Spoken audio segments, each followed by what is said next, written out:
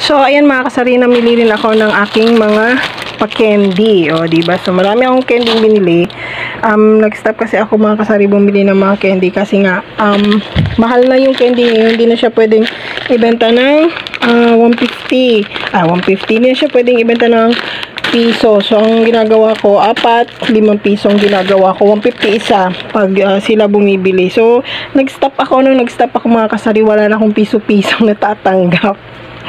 So, maganda kasi mga kasari pag may candy tayo dahil marami tayong pisong natatambak. Kaya lang ngayon, nag-stop ako. Wala akong mga piso-pisong natatanggap. So, makulimlim yung ating video. Yan.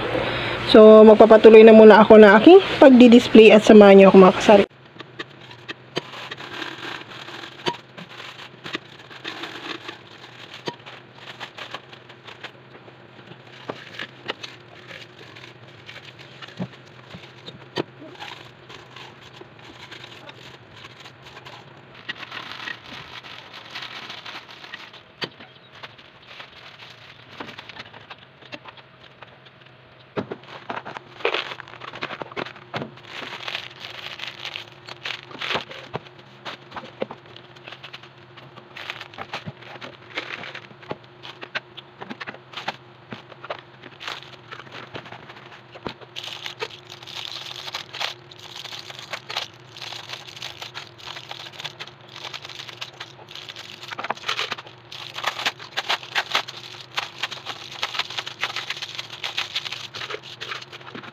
So, ayan na mga kasari, tapos na akong maglagay ng aking mga pa-candy. Ayan, kung nakakita nyo.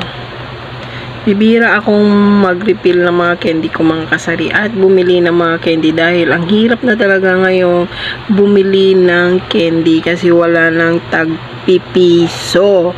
So, kailangan mo na talaga silang ibenta ng, ayan, 125 isa or 4-5 piso. So, bibihira ako mga kasari dahil nga nung nakaraan is talagang hindi sila nauubos at nasisira lang. Ayan, natutunaw lang sila dyan kasi walang masyadong bumibili. So, ayan, maraming salamat sa inyo at napakainit.